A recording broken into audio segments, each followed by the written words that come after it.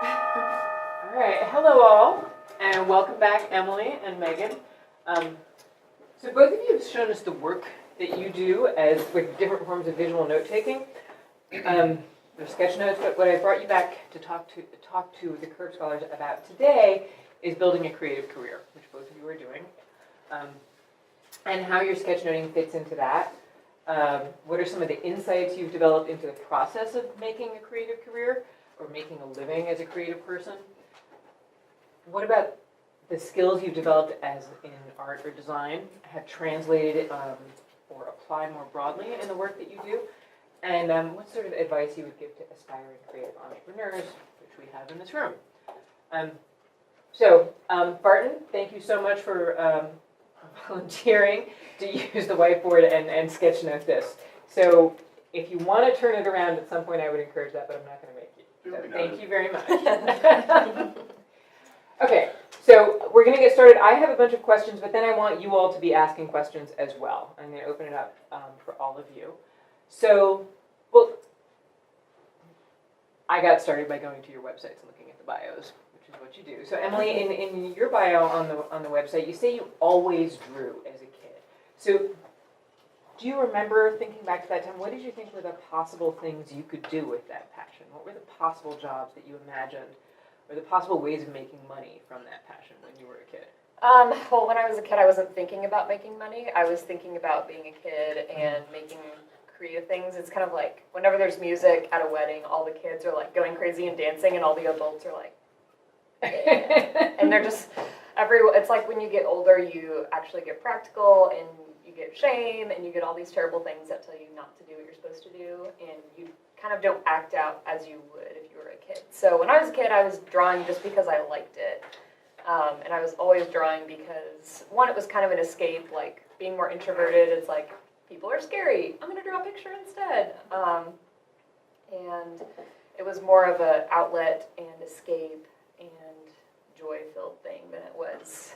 I think I could actually do something with this. Like, of course, I had teachers and adults tell me, like, wow, you're really good at drawing, you should be an artist someday. But it's like, at the same time, those artists, or those parents and adults and teachers are the same ones who probably would say, like, oh, you can't make it as an artist, why don't you try being an engineer?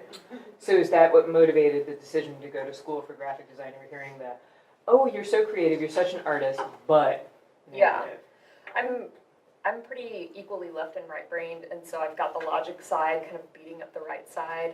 I wanted to go to college, and I wanted to actually use my degree. I heard stories of everyone going to college and getting a degree and something that they never used again, and I didn't want to be that person. I was like, my parents are going to be paying for this thing, and if I'm going to be paying for this thing, I want it to be valuable and worth something. So I knew that I had to do something with art because I knew that the art thing wasn't going away, but I also really wanted to make a career out of it. And so I felt like my only realistic options were graphic design or art education, and I don't really like kids, so it was graphic design. Yeah, I think being an art teacher in a middle school or high school, that's a really special job. Yeah. People who do that should make $1 million a year. But, so Megan, what about you? So I'm going to quote from your bio as well. And this one, I love this because it's such a great list. You describe yourself as a painter, designer, illustrator, dreamer, doer, maker, thinker, sender, giver, finder, builder, tinkerer, writer, drawer, and laugher. Not to mention happier in Nashville. So when you were at that stage when you're like, these are things that I do, as a kid, what were you thinking about doing with that? Well, for me, it was definitely an awareness. Both my parents were artists, and so they both drew, and I saw that side of them as I was growing up, but they definitely didn't do it as part of their actual career, or even in the long term. They kind of tapered off, and I realized very much that I wanted to do it, and that I wanted to make it a career, but I also realized that I needed to figure out how to make it work for me. I didn't want to be one of those people who liked to do something but ended up not really doing it because everything else came in. So I wanted to make that my top priority. So I actually kind of came at it really specifically looking at how do I fund this thing? If I'm doing something where it's art, how do I pursue that and have it make sense for me to be able to do that and not have to do something else? Or if I do have to do something else because that's okay. People get inspired in different ways. Some people need to do stuff in art so that they can go home and make art. Some people need to not do anything in art so they can save all that energy for when they get home. But I'm definitely the kind who likes to do art as part of what they do. But so if I was doing something else, how could I make that make the most sense so that I still had energy left over at the end of the day to do stuff? So I pretty much, I came at it in this very kind of focused way, but also because I was thinking about, well, how do I make this work? How do I do what I want to do? Figuring out different ways to fund it and different ways of working or different streams of revenue or different types of materials. So being able to try my hand at different things and being able to say confidently, oh yeah, I can do that for you, or being able to say, well, I don't do that, but here are people who do. So you went to school and got a BFA, right? So did you find when you were working in school that there was a sort of really robust training in how to think about entrepreneurship as an artist? I was really fortunate that my college program did that. Is that typical? I have discovered with working with artists and undergraduates that it is not.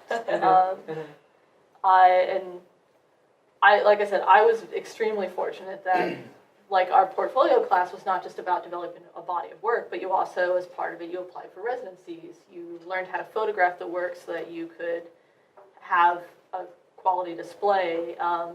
In one of our upper level graphic design courses, upper level, it was like 200 or 300, you designed a website for your work as part of the curriculum. You gave an artist talk as part of what you were doing. You set up an exhibition and you had to think about exhibiting, like all from hanging your work and how you're going to display it and being able to make an argument for that, as well as after you were done, you patched the walls, you painted, you spackled. If you did anything super invasive in the space, you fixed it afterwards, and that was part of the skills that they passed on. And as I said, I've learned I curated a gallery for 6 years, and we worked a lot with undergraduates or people just coming out and emerging into their practice. And I learned really quickly that a lot of people didn't have those skills, so that was something that we offered through our gallery as professional development. But it's kind of astounding that at least to me, that the art world is so separate from these really fundamental issues of how to sustain your practice.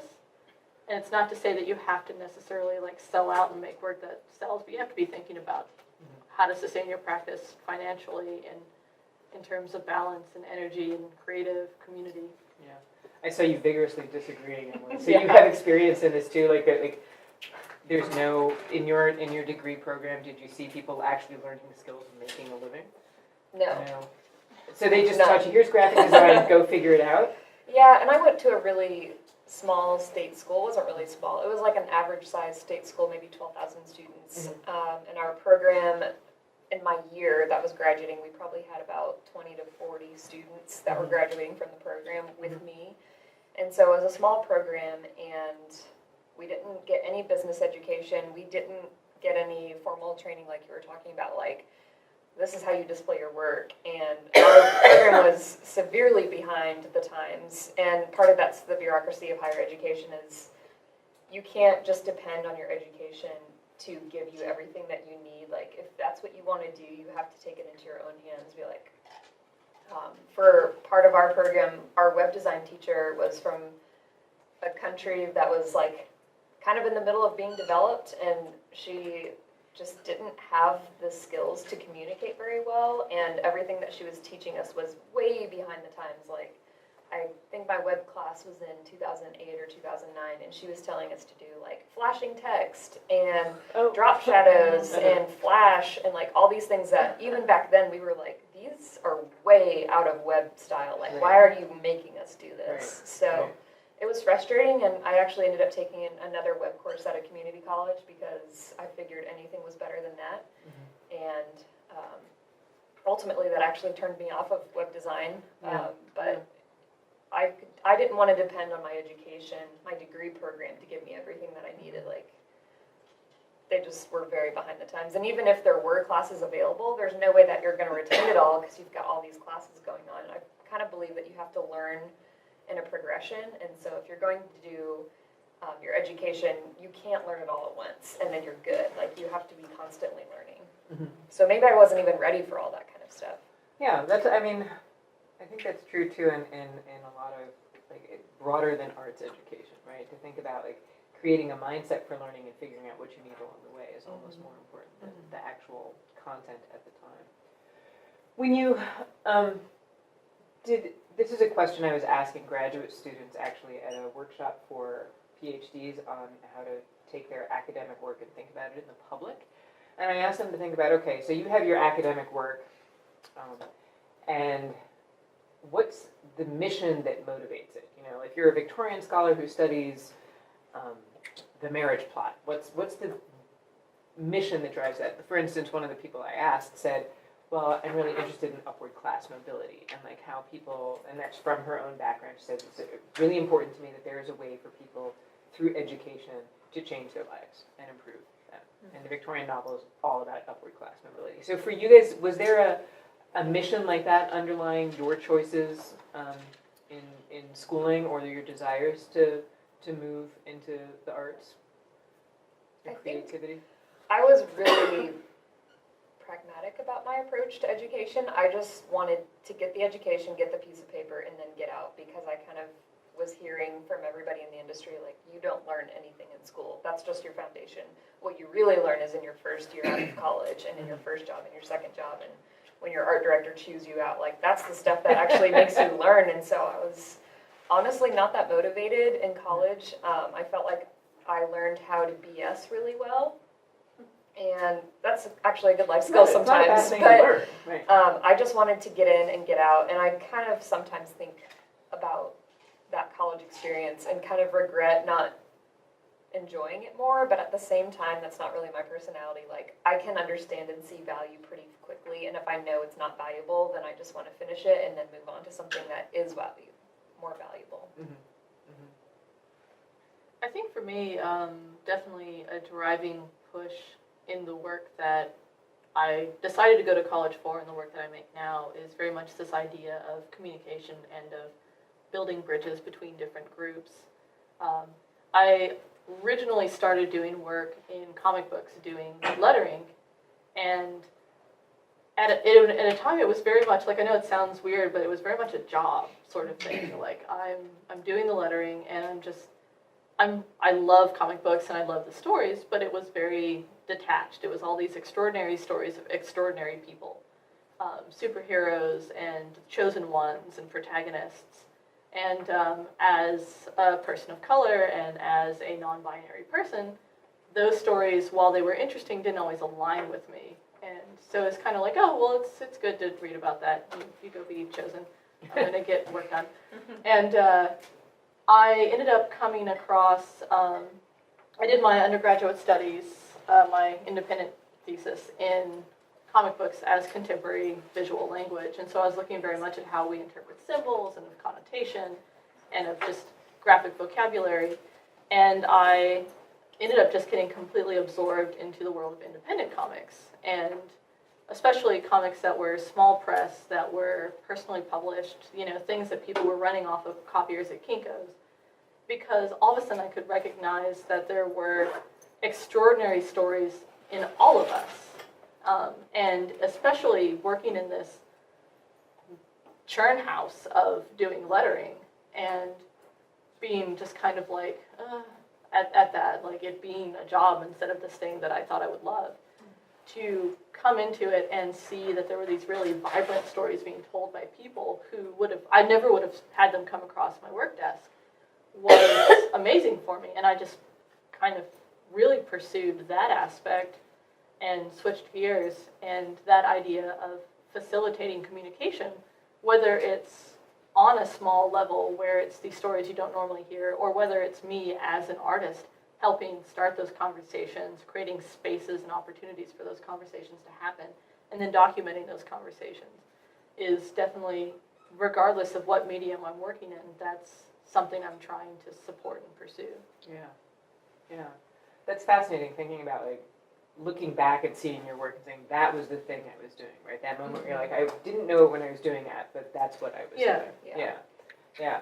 So when you went to school, and then I guess also the sort of learning process that comes out, right, that first couple of years out, what are some of the unexpected skills and insights that didn't relate to the sort of professionalization or arts training that you find really powerful now? So skills or insights that are sort of more of a byproduct of your education and practice than rather the content, but nonetheless you find really useful. Are there any examples that you'd like to talk about?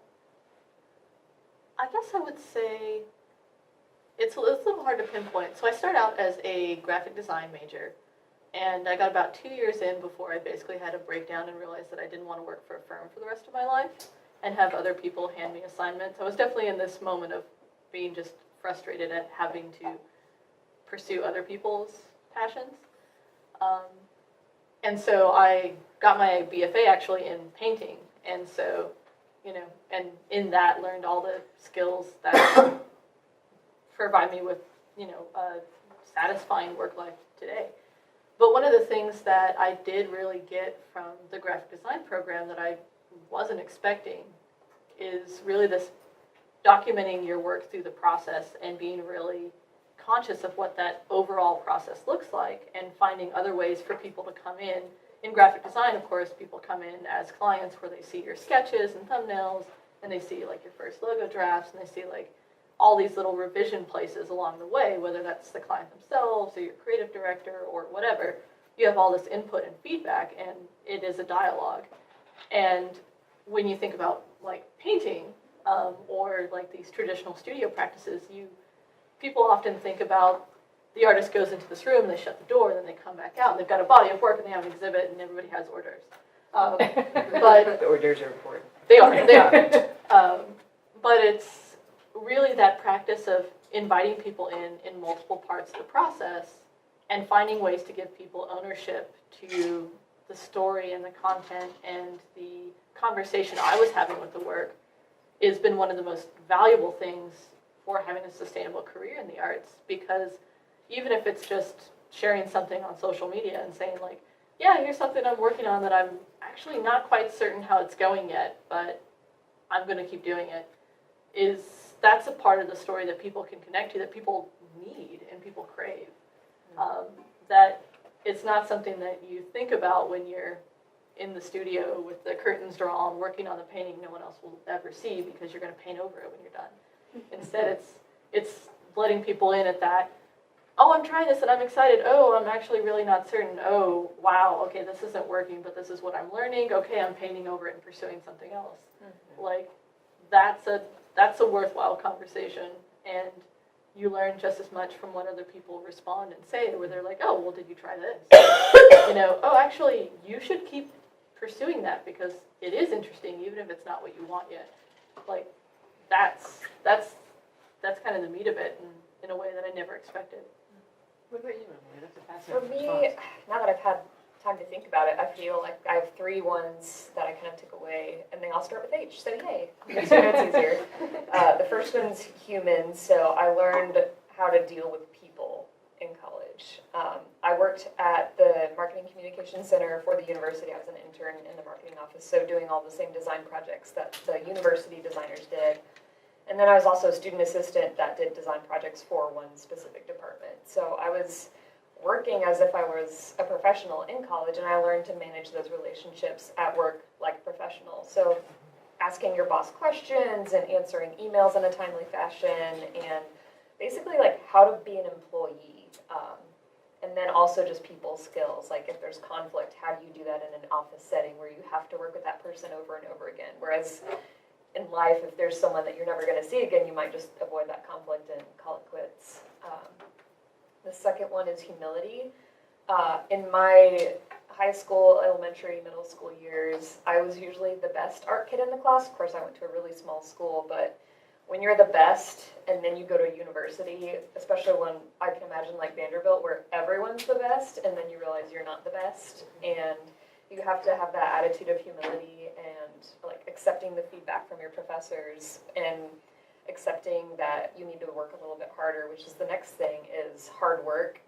I would put in hours and hours and hours in the studio. My whole senior year, I was home to sleep, pretty much. Yeah. I'm sure yours was the same. I had a couch in my studio, so sometimes I Yeah, but I learned that if you want to do good work, you have to put in the hours, and if you care about it, you're probably going to want to put in those hours anyway because you actually care about it.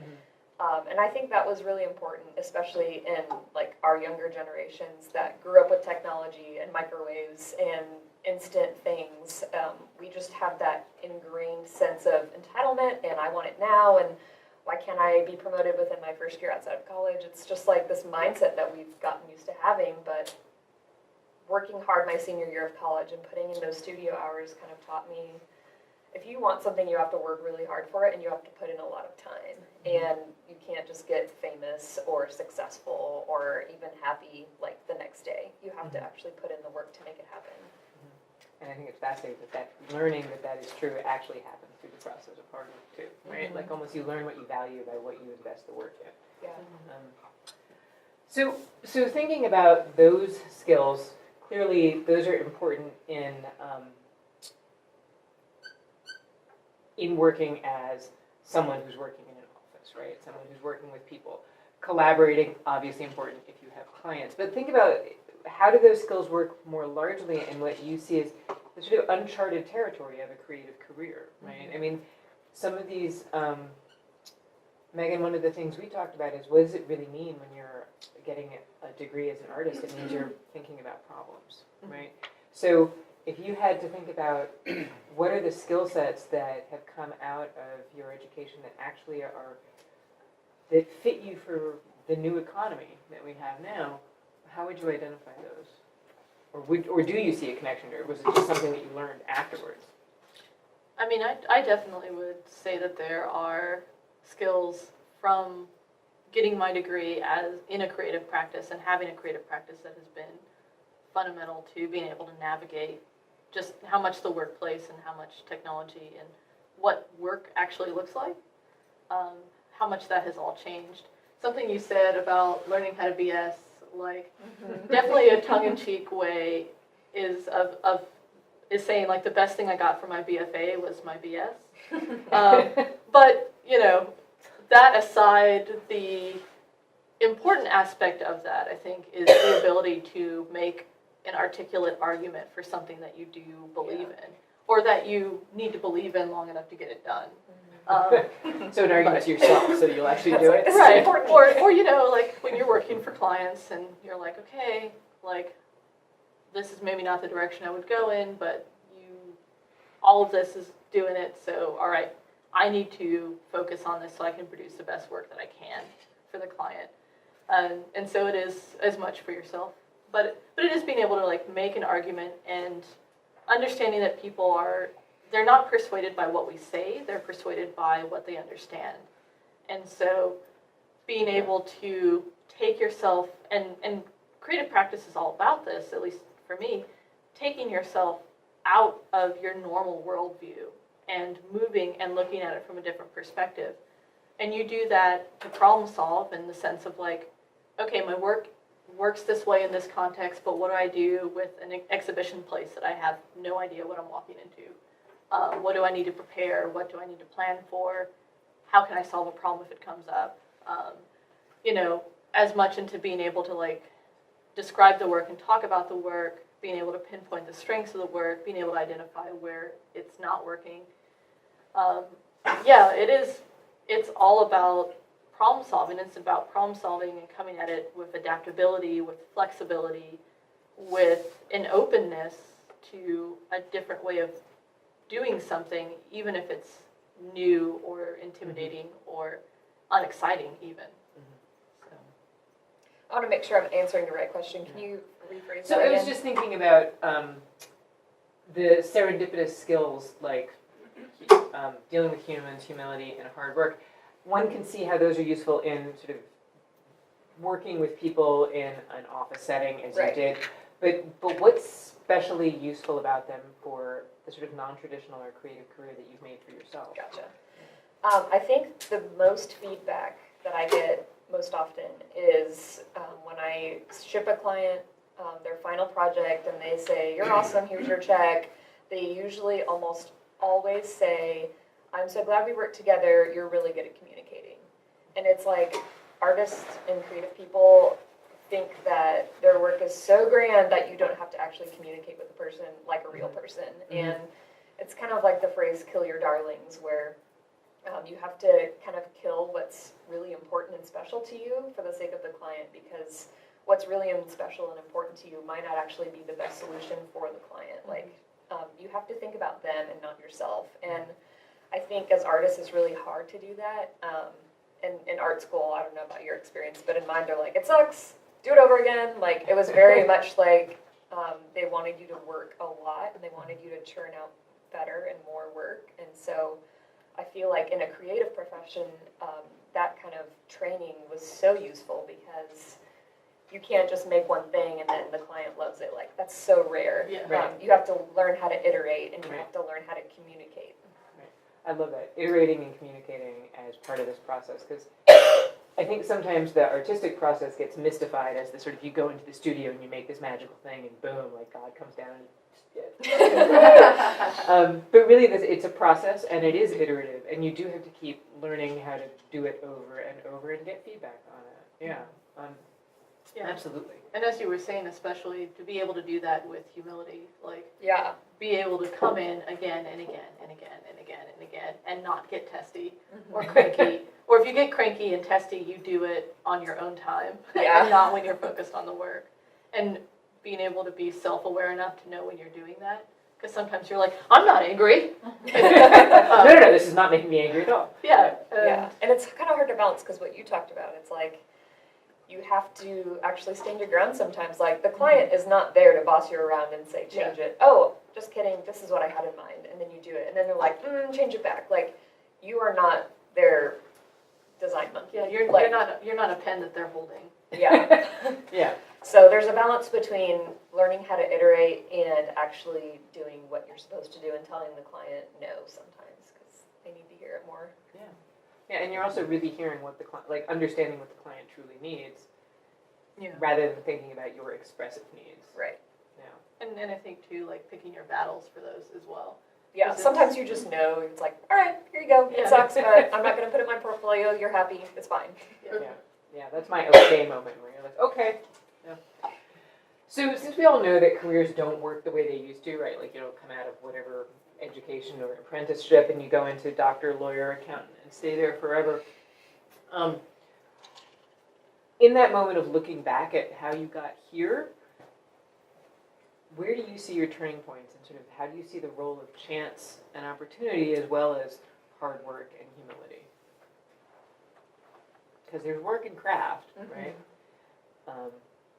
And then there's randomness. You know, in my job, there's many people who work as hard as I have, probably harder, and there's people who are smarter. And then there's chance and there's opportunity. Yeah. I think for me, I graduated in the recession, and so before I graduated in my senior year, I kind of set some goals. So, okay, I want a graphic design job. I want benefits, and just like a couple little things like that that were really important to me. And so when I had spring break of my senior year, all I did was apply to jobs. I didn't go anywhere. I pretty much just stayed inside and applied to jobs for a week, and it sucked, but I actually got hired before I graduated because I knew that the environment that I would be going out into was not a favorable one. And so I ended up moving to Texas because that's where all the jobs were. Like, Denver, Colorado did not have any graphic design jobs at all in the recession. They wouldn't even give me a callback on my portfolio or conversations or anything. So it's like, all right, this environment's not working. Where is one that is working? So that was definitely a turning point. Thanks, recession. And then just realizing, like, starting to own your work was really what happened, like, after I left Colorado and was out on my own. It's like, oh, I can actually do this. Like, in school, they always tell you, like, it's so hard and you might not make it, but then you get out there and you're like, oh my gosh, I'm actually making it. And then you start building that confidence, and you realize that you can do it and you can actually thrive in it. Even though you might be the peon, the lowest person on the totem pole, you can still thrive. So maybe a couple years after I graduated, that's when I started shifting the mindset of survive to thrive. Mm-hmm. And just realizing that there's bigger opportunities out there. I lived in Texas for 5 years, and after a couple of years of working there, I was like, all right, I'm in the smallest town ever. There's no creative community. There's no opportunity. Like, every job I get, this is the cap. So do I want to actually end up here, or is this going to be my peak in life? And I chose that I didn't want that to be my peak in life. So that's kind of what opened the doors to Nashville is, all right, what are my new goals? I want creative community. I want career opportunities. I want an airport where I live. Just like little important things. And then you kind of find something that fits in with your goals. And so the turning points were really mental, but I actually took the steps when I created the goals. Mm-hmm. Mm-hmm. Yeah, I like the idea of that sort of mindfulness and intentionality and thinking about, like, okay, what does thriving mean to me? It means a creative community that I can participate in. What about you, Megan? I would, to add on to that, for me, it's definitely a lot of reflection as well, because there were a lot of things that, like, again, I started as a BFA in graphic design and do not want. And it's being reflective and introspective enough to, and self-aware enough to be able to call those shots and be like, okay, I thought that's what I wanted, but now that I'm actually doing it, I don't want that. And it's okay to switch gears and find something that does work. It doesn't mean you just, like, drop everything and go for the new thing, but you think about, like, how do I transition out so that I can do that really successfully and I don't have to be back in this place that I don't like.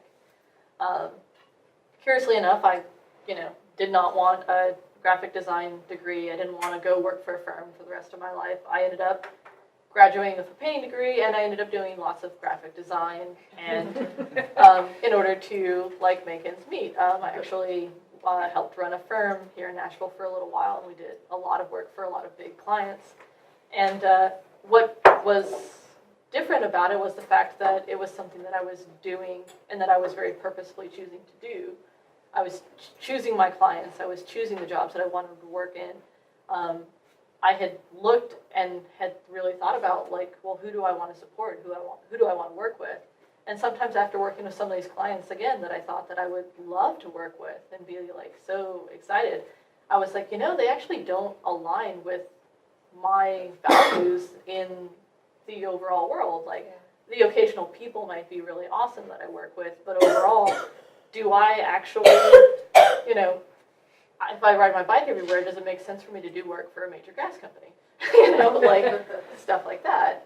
And again, being intentional enough to make the decisions where it's like, it's been a great partnership and I wish you the best. Here's someone I can recommend whose work I trust, but this doesn't make as much sense for me anymore.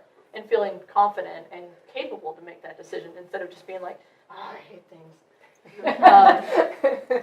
I think one of the other things, too, with that kind of, like, being intentional and being reflective and being able to switch gears is, I think, oh, crap, it's gone. Wait. Question again. Line. Question. Line. I think we were about where you see turning points. Turning points. Because if not, I do have a follow-up that's inspired by what you both have said. Okay, maybe it'll come back to me. Trigger. So, and you've worked for companies, and you were mentioning benefits, and sort of like, these are the things that I need. So, nuts and bolts, what are the things you need if you're putting together a creative career? The things you kind of don't think about, like health benefits.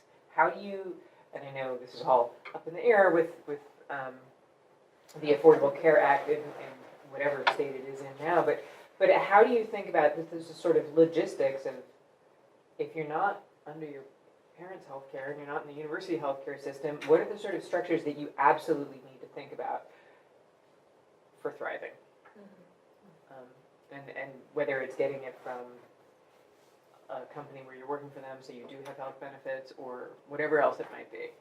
Housing, a creative community, what are the things that you think are, like, essential on that list? Oh, I remembered my thing. Okay, good. Okay. I'll finish up really quickly with that, and then I'll move into the next thing. The other thing, too, is especially if you're doing work for yourself or by yourself, or where you're leading a company as opposed to working under someone else who does the hustle. One of the most important things is to really be open to the unexpected. If I constantly find where I'm like, I'm a little too tired to go to that thing, or is that going to be interesting, or is that going to be worth it? Those are probably the things I need to go to, because those are going to be the places where I have a really good connection or a good conversation or a good introduction that I wasn't expecting, as opposed to just getting stuck in the things that are comfortable and insular and safe.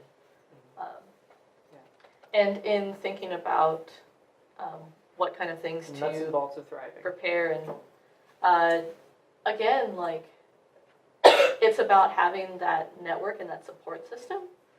Am I necessarily the person who should be writing a legal contract? Probably not, but I know really wonderful people who can.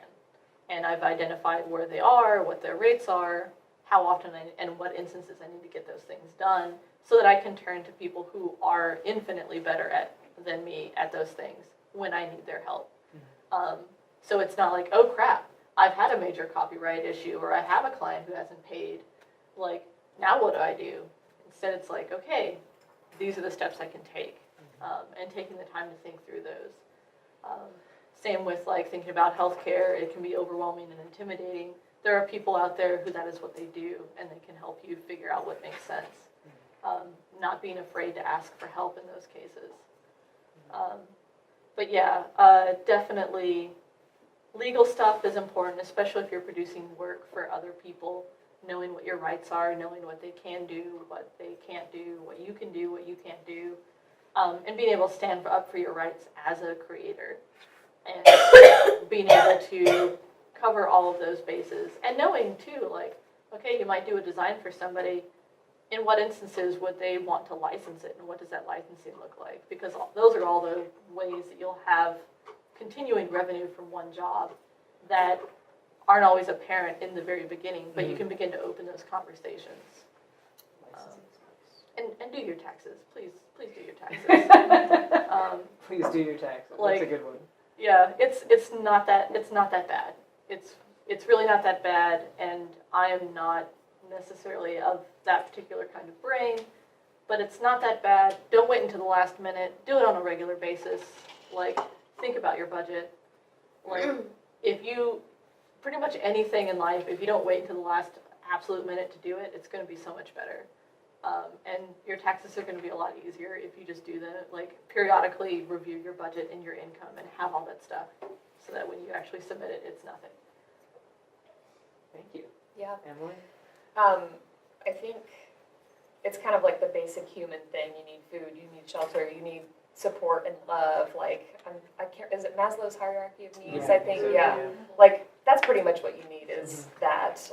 On top of it, healthcare can be really scary to navigate, and the healthcare stuff in the U.S. is bonkers, and it's ridiculous. I have a fortunate situation, so I'm actually not worried about it right now, which is great, and I have a really great rate, and I've been really healthy my whole life, so I'm not on medications. I don't have to worry about, like, going to the doctor regularly, so, like, if I had a chronic condition or something like that, I don't know that I would be able to freelance, honestly, because healthcare is so ridiculous, and if I was having to go to the doctor so much, I don't know that it would be a realistic thing right now, especially with the healthcare stuff, but aside from healthcare, I think needs are, the first one is definitely community. I know for me, I'm a perfectionist, I'm a workaholic at my default, and so I know that if I'm just left to my own devices, I will work too much and I'll do it all by myself. So that's obviously not healthy. Like, I would rather produce less work and have relationships, friendships, professional development opportunities, just because you're going to grow. Like, you can burn out and go and keep working, but you're going to run out of steam eventually. So you might as well just work slower and, like, fill the bucket and then dump the bucket, and then fill the bucket and then dump the bucket. And then aside from community, getting your money right. So I really believe that you shouldn't have debt at all, and if you have debt, you should pay it off as quickly as possible. So a lot of people graduate, they want to get a fancy apartment because they can afford it, they want to get nice cars, and it's like, you have so much money in debt, why would you think that you can actually afford it? Because you should be paying that to, it's like you're in the hole. Why would you keep digging yourself more in the hole? So get your money right, pay off your debt, and then when you're actually free and you don't have to actually pay money to somebody else for the next 20 years, if you pay it off faster, then you have freedom to do other things. Kind of how I do my finances right now is I take 30% out of every check when it first comes in, and I put it into my tax account. I'm not in the 30% bracket. It's like 22 or 25, I think, is what I am. But that extra 5 to 7% of money just sits in my account, and then if I need it, I have it. And it's kind of like a pay the tax lady fund, pay my booking guy fund. So 30% goes to taxes before I touch it. And then I also tithe 10%, and I give 10% into my Roth IRA. So for every paycheck, I'm really only getting half of it. So if I earn $500 from a gig, I only get $250 because the other 50% has already been saved. And so you kind of have to think about the end game. Like, okay, what are my obligations? To me, it's the taxes, it's the tithing, and the savings. So those are my obligations. What do I actually get? So $500 sounds kind of cool. You're like, wow, $500. Wait, it's actually $250. And it kind of helps you think about rates too. It's like, what do I actually need? And what do you think you want to make from it? Well, it's like, oh, I think I want to earn $1,000 from that gig. And then you think about your obligations. You're like, is it worth it? Now I need to ask for more. So knowing your needs actually informs other things too. And especially in that, to be thinking about your materials, be thinking about your time, and think about your time realistically. It's always double what you think it is. It's gonna take longer to do the work, but you also have to think about what does the rest of your life look like. Are you exhausted? Because then you're gonna make more mistakes, and it's gonna take more time. Or you're going to get testy with the client, and you're going to have to take a minute, or there are all these ways, there are all these factors that come into work, and being very conscious of those is super, super important. And with materials, do your research, and in that research, contact a lot of these companies directly if you're going to be buying a lot of or doing a lot of something, and ask them, are there rates? Can I get this on wholesale or prices if I'm buying a huge bulk of it? Think about how to leverage it by thinking ahead, and by putting that money aside when you're like, oh, okay, taxes are up, I actually have this little bit of extra money, then you can go ahead and be like, all right, instead of buying paper for ridiculous per sheet whenever I need it, I can go ahead and buy paper and get a bulk cost and get it for a lot cheaper, and then I don't have to stress about that when I'm doing a project. Yeah, and kind of going back to the taxes thing, the thing that drives me the most crazy is that I go to all these creative professional development things, and it just never fails. Every April or every quarterly tax deadline, everyone starts complaining, oh, I owe the IRS so much money. I'm like, what were you doing? It's not your money. Why did you spend it, you crazy person? So learn about taxes, and I actually think your time is way more valuable, so I don't think you should do your taxes. I think you should pay somebody else to do your taxes. People ask for help from people who know, ask experts to do stuff. Get the pros. So I'm curious, when people ask you, because you've both identified as creatives and as artists, right? And after a conversation, I'm thinking creatives in a career serving clients where your job is to take your ego out, right? And communicate with the client about what's best for them. And then there's also the sort of expressive drive. When people ask you, what do you do, or what are you? Which is a really interesting question. What do you answer? Do you say artist, creative, maker, doer, thinker, laugher, illustrator? I'm not sure what I answer yet, but what do you answer? What's if you had to give your short answer, what do you do? Well, it's not quite a short answer, but it really depends on the context. Again, it's looking at it from their understanding and their perspective, and thinking about it. At the end of the day, it doesn't matter what I say. What matters is what they understand. And so that language is a little bit different for different circumstances. It also depends on what my aim is. I think about my practice like in 3 spheres, which sometimes overlap. There's my studio practice, which is work that I do, which is heavily on the expression end of things. And then I think about social practice, which is kind of in the middle between expression and need, like demand, client conversation.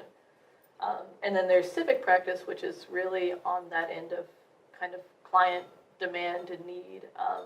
And that work is mostly like with organizations or with governments or with neighborhoods. So it really is the civic part, but I think about design work in that area as well. So it also depends on what my aim is. Like if I'm coming in and I'm coming in more as someone who is going to be using my creative expression to facilitate a conversation with other people who maybe don't have those skills or haven't unlocked them yet, then I think about it more from like the social practice aspect, in which case I might say that I'm a community engagement consultant, or I am a artist who does collaborations. If I'm doing something where it's specifically like my approach and that's what they're coming for, people who are coming for sketch notes or people who are coming for specific types of illustration, like they're coming to me for that social practice, then in that case, I might say that I'm an artist. If I'm coming at it from the far side where it's more about their conversation and me helping inform that, then I might say that I'm a creative, or I might say that, like I'm a consultant, or, that kind of language. Yeah. What about you? I mostly just say I'm an illustrator and leave it at that, just because I feel like it's more simple. And yes, I do graphic design, but I'm actually trying to move away from it. So I don't want to advertise something that I don't want to move towards. Right. And I actually kind of believe in the theory of like believe it and then do it, or fake it till you make it, that kind of thing, where it's like, obviously you don't do that if you're a doctor, like you can't fake that.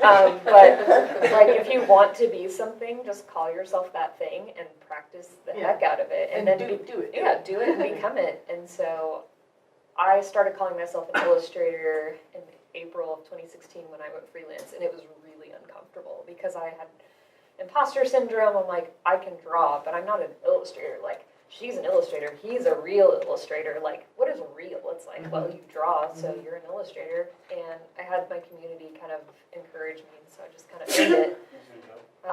I do a degree of what you were talking about, where it's like, I know why the person is approaching me, and then I say, I am this because I know where you're coming from.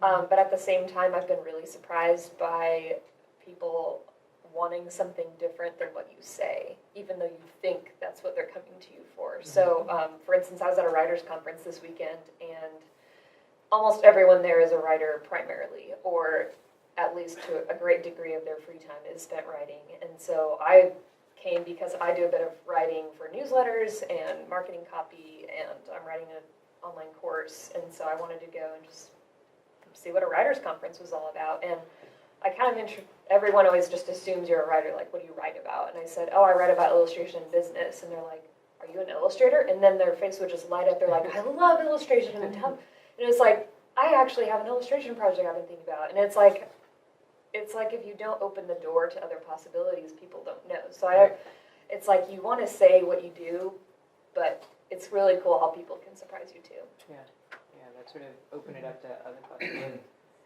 So, unexpected challenges and unexpected benefits, or let me back up a bit. Again, to think about who you were when you were thinking about careers. Is this what you envisioned?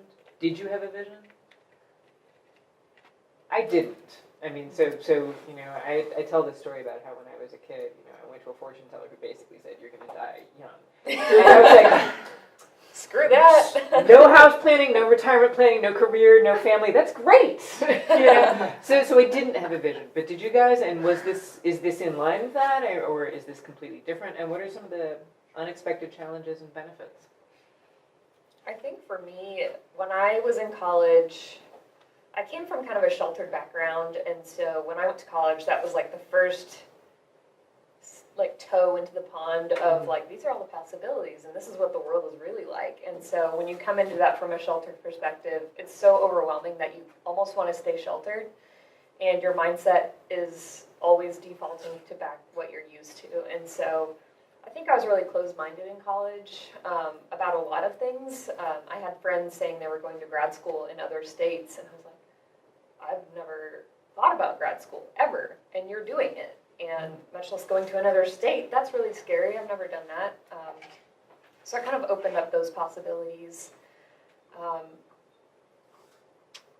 just feel like a lot of what who I was in college is not, like the goals that I was thinking of weren't realistic goals. Well, they were very realistic goals. It's like, oh, I'm going to go work in an art director's office and do graphic design for the rest of my life. And then I realized I don't actually want to do that, and there's like other options out there. And so when I was in college, I wanted to do what was safe, and then I realized that safe was boring, and I'm not wired for safe, and I'm not wired to be happy in safe situations. So being creative and being a freelancer is like so right up my alley. But actually, when I was in college, I thought freelancers were foolish because I'd never seen successful examples of freelancers.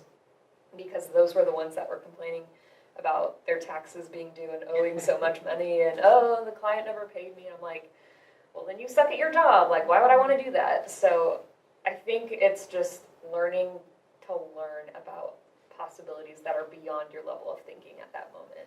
Kind of being open-minded. Yeah. Yeah, I mean, the learning to learn about possibilities that you never even thought of is so important. I know that when I was younger and after I dropped out of college, I did not know that there were jobs like this out there. Yeah. That there were things you could do that were not doctor, lawyer, accountant. Yeah, whatever. I couldn't have dreamed of being here now. Like, it wasn't in my mind at all. Yeah. So you have to be nice to yourself. Well, it's like, I think I could have dreamed of myself being here, but it would have been in a very different context. I knew very much that I wanted to work in the field of art relatively young.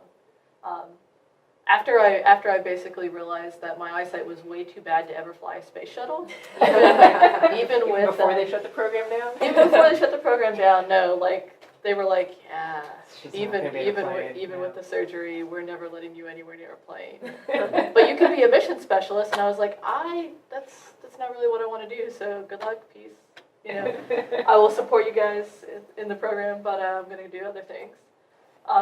And art was very much like my place to be able to explore the unknown and the frontier, and kind of ask all those like really hard questions about our character and our endurance and our possibility and our potential.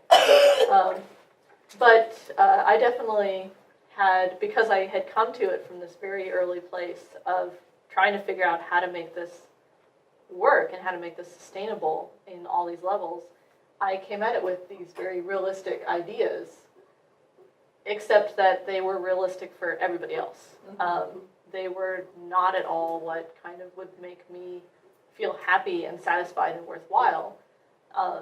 It's just not where I wanted to be. And so a big part of it was having this big overarching vision of the general idea of what I wanted to work in. And then it was a series of kind of navigating to figure out what parts didn't make sense for me and what parts did, and what parts of the stuff that didn't make sense I still really enjoyed, and how I could craft that into what I wanted to do. And so part of that was like, of course, when you're in art school, people are like, oh, so you're going to be an art teacher. I was like, and I thought about that, and I was like, well, I don't think I want to do that. I could see working with college students, because what's valuable is the conversation around and the dedication to work.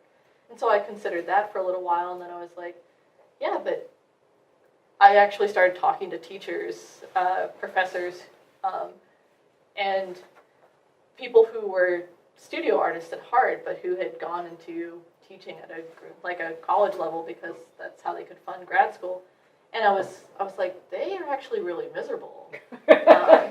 Like they are not necessarily excited about teaching. They're either really excited about teaching, and they work like a mad person to get a studio practice, or they're not excited about teaching and they're completely focused on their studio practice and they're a horrible teacher, which I don't want to be, or they're a really good teacher but they just don't really make work anymore, and I just don't want that either.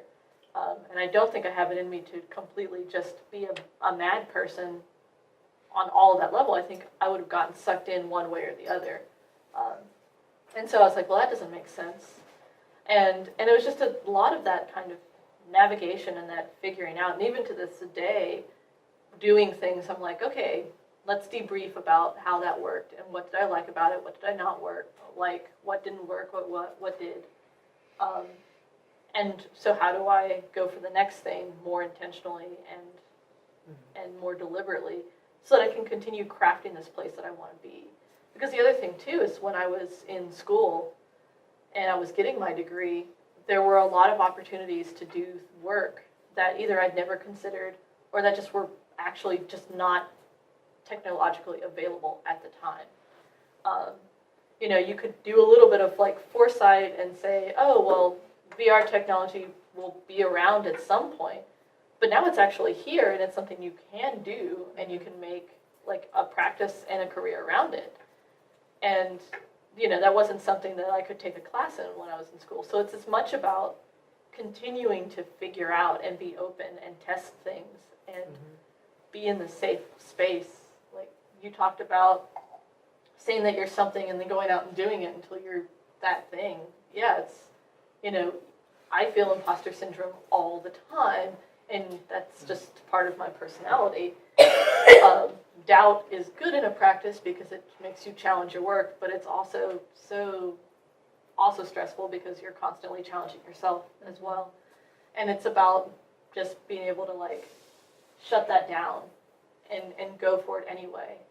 And again, if you find that it doesn't quite make sense for you, like listening to that, like you've got to constantly like just as if you're hiking in a really dense woods, you've got to constantly stop and check your bearings to make sure that you're still headed in not only the direction you thought you were going, but the direction that you want to go.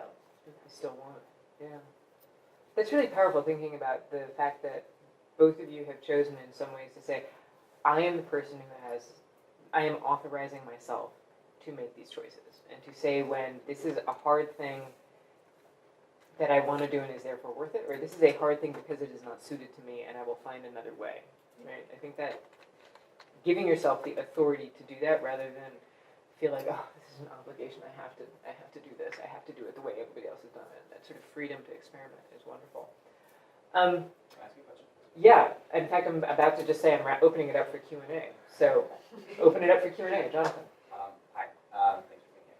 I had a question about kind of embodying your work. So there's a stereotype, especially with like artists and creatives and their career, you have to like embody your work, and it's kind of the big difference between people who, work for the man and don't. Like the trade-off is that the creative has to kind of live their work every day.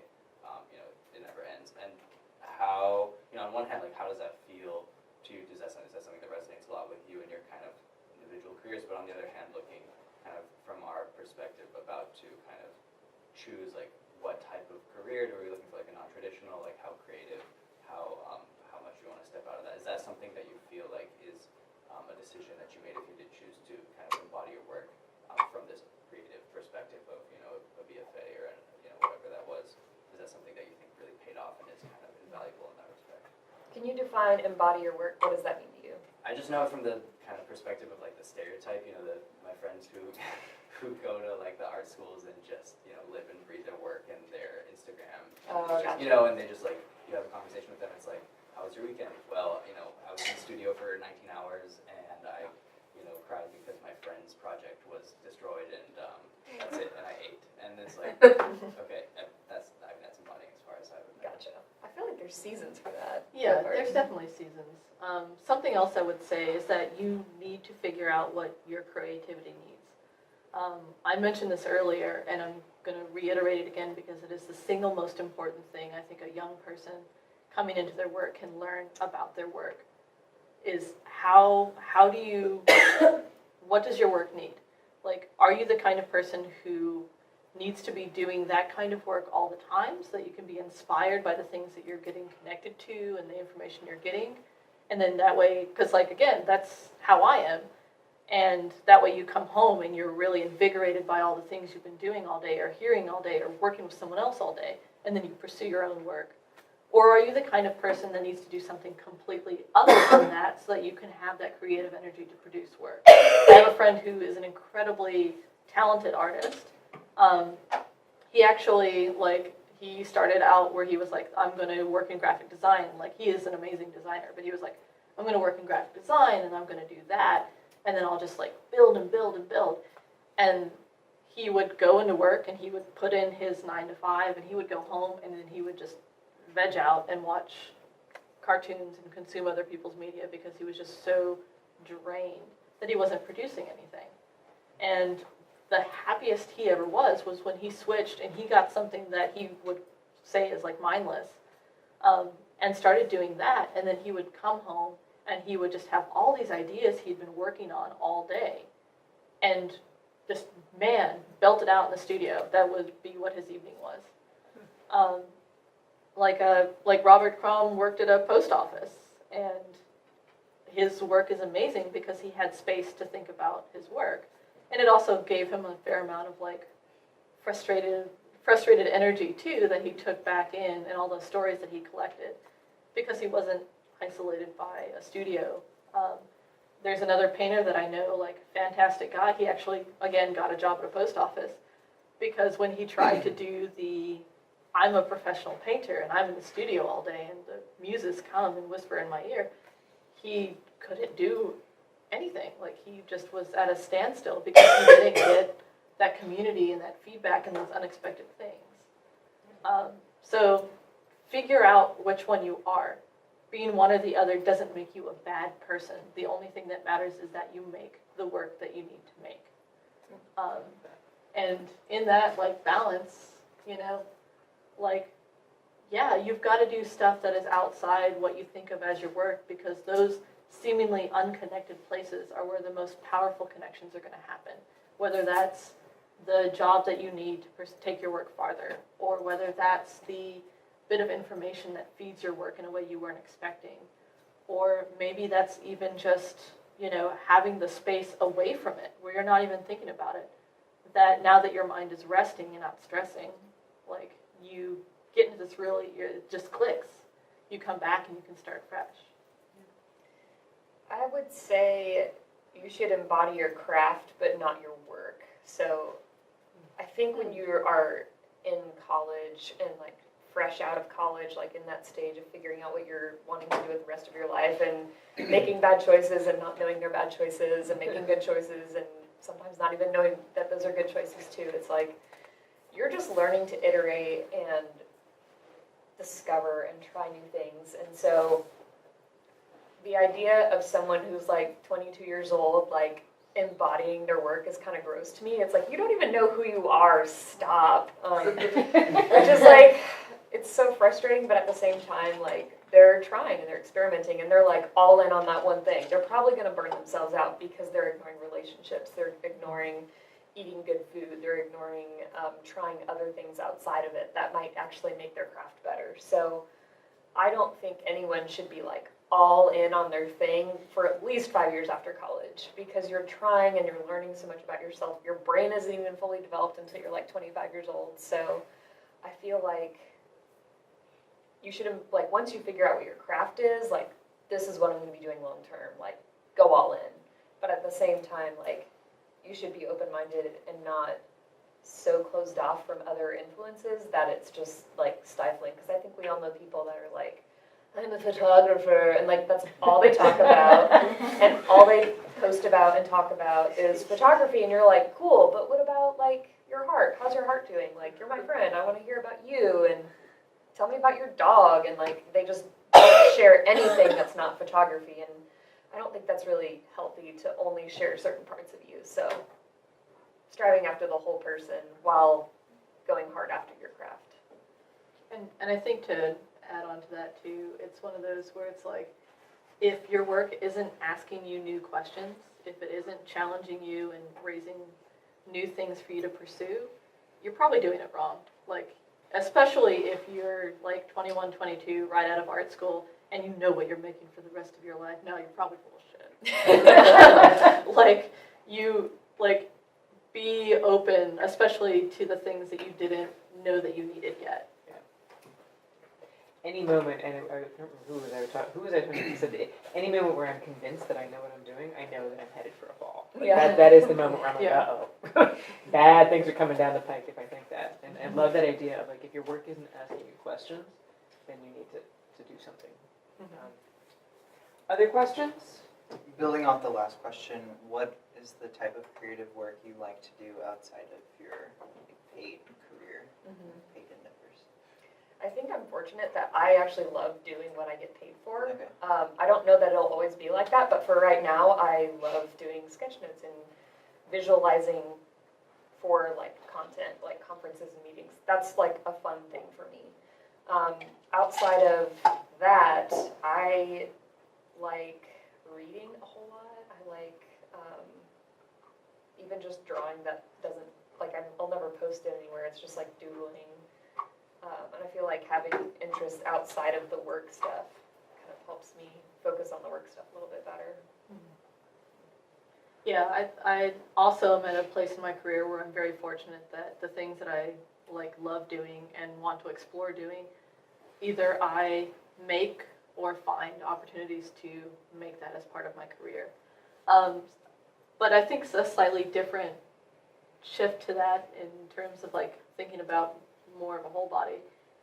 Something that I actually really enjoy doing that I wouldn't consider part of like my practice is like cooking, like thinking about like flavor as an art and you know, and even just like again, like I wouldn't have probably there's for as many photos as I take, I don't share hardly any on anything. But like I like to set up little plating with all of my food that I made, and like even if it's just for me and my cat, like I feel so I'm like, look at this yogurt with these frozen berries and you know, with artfully drizzled honey, and like I think that like finding joy in those things again that like you wouldn't consider part of your practice or you know your creative work is really important because it's like, no, I'm not going to be a food photographer. Like, and even if someone was like, oh yeah, I loved that thing of those yogurt that you put on Instagram, like, I want you to do a shoot for my kitchen, I'd probably be like, yeah, that's probably not what I should do. But it's something that I can do for myself that I really enjoy that, you know, is absolutely silly and can be really enjoyable because there's no, like, sense of like having to do it or obligation to make it perfect. Instead it's like, you know, man, if it doesn't look pretty, well, it'll probably still taste good and it'll be gone in like 30 minutes, so no one will know. Like having non-sacred pursuits I think is really important. So Emily, you said you really like to read, and this is for both of you. Are there any books you've ever read that have really changed the way you think about your career, about art, or if not books, or are there any people or mentors in your life who have had that same sort of effect? For books, I'd have to say Mouse by Art Spiegelman. That was really the definitive point, again, where I realized that ordinary people could have extraordinary stories. And that is a really like big book kind of explanation, but it was also really validating to say like here is an ordinary story, an extraordinary ordinary story that also has had extraordinary success. Therefore, some of the things that I do might have similar meaning, not necessarily like success and like, you know, making the money, but like success in the sense that they could touch somebody else on that level and make that person realize that their life could be completely different if they wanted it to be. So I would say that's probably like the book for me, even though it's not a book about practice, it's not a book about like how to or, you know, that sort of thing. I think I've also been really fortunate that with the various mentors I've had, those have been the people that have challenged me. One of my best mentors, we were constantly arguing Like, he was constantly just being like, well, why are you doing that? Well, why that? You know, why that medium? Why that approach? Why that story? And it was so frustrating at the time because I'd be like, blah, blah, blah. But it taught me, again, to feel confident to argue for the things that I believed in and how to make that argument in a way that would change it for somebody else. And so, like, all of the people that I've really have viewed as mentors have been those people who've made me challenge myself and who have consistently, like, made me argue for myself. I don't know that there's one like definitive career book or non-career book that like helps me like know my path. But I love like reading in business and self-help and leadership kind of books. And so I always say like if I get one nugget out of a book, then it was worth it.